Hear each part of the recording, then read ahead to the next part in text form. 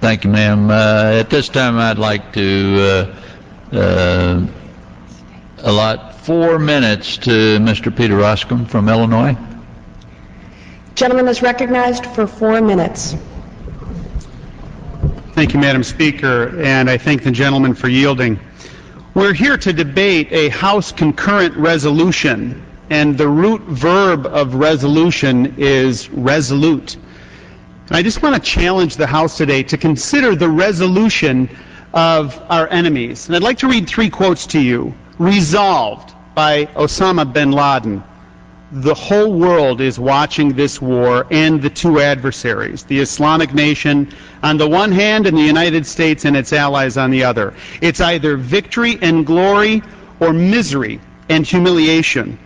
Or how about this? Resolved in the Al-Qaeda charter. There will be continuing enmity until everyone believes in Allah. We will not meet the enemy halfway, and there will be no room for dialogue with them. Or how about this? I'm paraphrasing. Resolved from Osama bin Laden's deputy, who said that the plan is to extend the jihad wave, expel the Americans from Iraq, extend the jihad wave to secular countries neighboring Iraq, clash with Israel, and establish an Islamic authority. Is there anybody among us who doubts the resolve and clarity with which our opponents are speaking?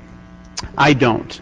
And I think what is lacking today in our conversation is the consequences of failure. The previous speaker used the words victory and success, and he had a very low view of them, and I understand his characterization of those words. And he said, we've heard those words before. That's what the gentleman from New Jersey said.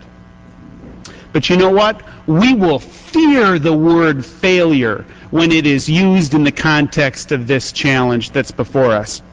There is no question that there has been great difficulty that has gone before us in this fight. There is no question that there have been great mistakes that have been made, and I am wholeheartedly in favor of us acting as a co-equal branch of government and calling for benchmarks and the demarcation and holding the administration accountable for decisions. But if we fail in this, if we pull out, if we retreat, if we yield, what will happen?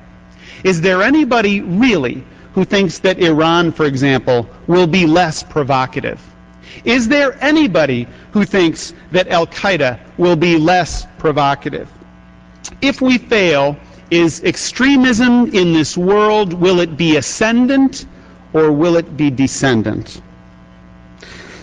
Madam Speaker, I close with a simple question, and that is, we need to ask, what is it about this resolution that will do one of 2 things? Does this encourage our troops, or does this discourage our enemies? And I would suggest that this resolution, while it's serious, it's very serious, it's not substantive. This is the ultimate expression of legislative passive aggression. It offers no substantive alternative. And so, Madam Speaker, I rise in opposition and ask my colleagues to do the same. I yield back the balance of my time. The gentleman yields.